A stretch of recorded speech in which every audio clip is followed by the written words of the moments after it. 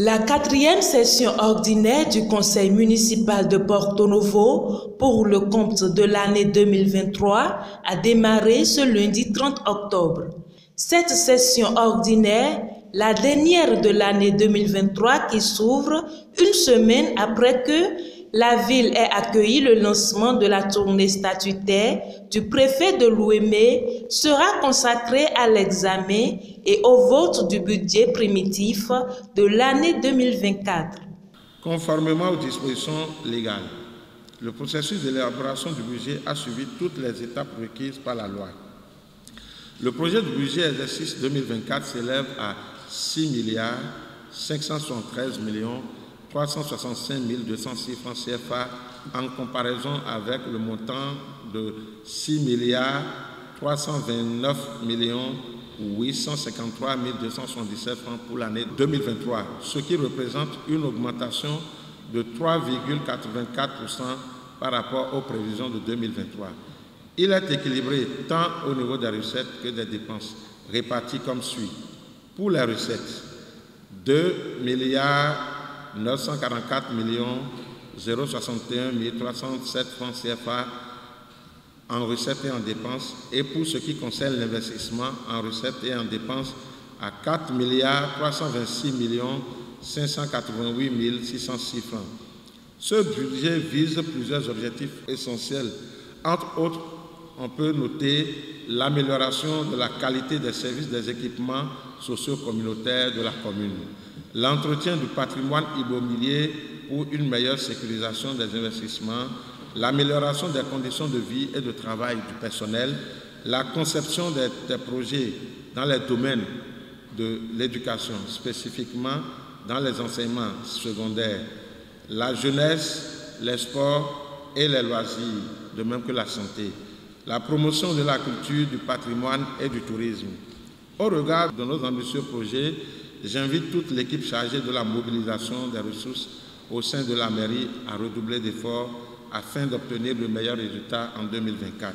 En prélude au point relatif au budget, le bilan des activités du 3e trimestre de l'année en cours a été dressé par le maire Chalmin Nyankoti, qui a également abordé les points relatifs à l'étude et à l'adoption du projet d'organisation de la 7e édition du Festival international de Porto Novo et les études des communications relatives aux signatures de conventions entre la mairie de Porto Novo et les villes de Touba Mosquée du Sénégal et Libreville au Gabon. Je suis heureux de vous annoncer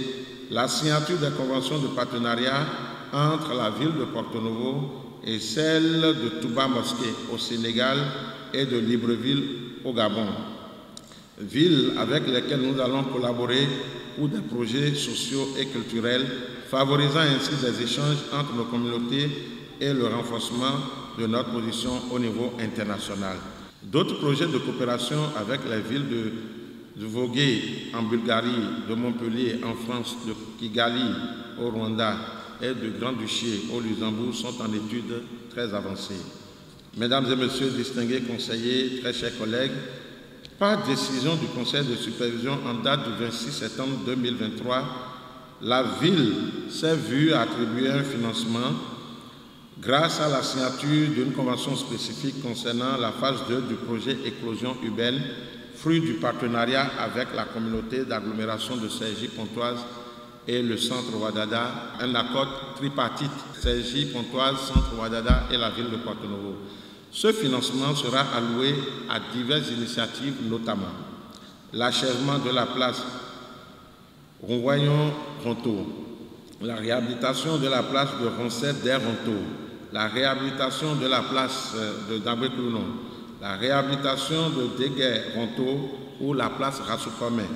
l'élaboration d'un circuit touristique autour des places rénovées, la structuration et le renforcement des compétences de l'Office du tourisme de la ville de Porto Novo, la formation des associations de gestion des places, AGEP en gestion associative et en guidage des places, ainsi que l'achat de matériel pour leur activité, l'organisation des missions techniques et le verdissement des alentours des places rénovées. Parlant des places et dans le cadre du vivre ensemble, au sein de notre communauté. La mairie de Porto-Novo a récemment résolu une question cruciale en restaurant la validité d'un arrêté préfectoral. Concrètement, un espace de 548 m² attenant la mosquée centrale de Porto-Novo a été rétrocédé à la communauté musulmane. Pour garantir une transition en douceur, les femmes qui occupaient précédemment cet espace ont été relogées au sein du marché central. Dans le domaine de la culture, je suis honoré de partager avec vous les avancées des projets du gouvernement ainsi que ceux de la municipalité qui façonnent notre avenir commun et qui nous permettent d'espérer un avenir meilleur pour les générations futures. Au prime abord, je voudrais vous annoncer une évolution passionnante et qualitative du Festival international de Porto-Novo depuis sa dernière édition. Le gouvernement a décidé de l'institutionnaliser et de déplacer sa date à partir de l'édition 2024 au mois d'août, période des grandes vacances dans de nombreux pays à travers le monde. Mais en amont de cette transformation, la mairie de Porto-Novo prévoit d'organiser la 7e édition en janvier prochain, marquant ainsi une étape de transition pour le passage de témoins vers le nouveau format, désormais connu sous le nom du Festival international des arts vaudous de Porto-Novo. Cette décision du gouvernement vise une plus grande participation des touristes et permettra de mettre en valeur l'importance de cet événement culturel majeur. Mesdames et messieurs, chers distingués conseillers, permettez-moi de souligner l'importance également du projet Porto-Novo Ville Verte, dont les résultats sont plus visibles aujourd'hui sur le terrain. Les travaux de pavage et d'assainissement des voies d'accès aux berges lagunaires, long de plus de 2 km, représentent un investissement de 1,182 milliard de francs CFA et qui a changé le visage de la zone du premier arrondissement. Au moment où les travaux de construction de la promenade lagunaire, d'un montant total de 1,876 915 459 francs sont à une étape significative, près de 60% du taux d'exécution. Notre espoir est de voir cet ouvrage prendre corps avant la fin du projet d'ici le 5 décembre 2023. Mesdames et messieurs distingués conseillers, les différents aménagements non seulement rehausseront la beauté de notre ville, mais favoriseront également un modèle de vie actif et sain pour nos résidents. En ce qui concerne la mobilisation des ressources propres de la ville pour le compte de l'année 2023, le cumul des recettes fiscales au 30 septembre s'élève à 376 859 928 francs, contre une prévision de 371 052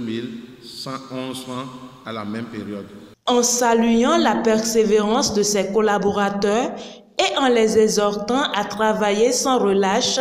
pour l'amélioration des ressources propres, le maire Chalman Nyankoti a ouvert les travaux de cette session budgétaire qui va se tenir sur 3 jours.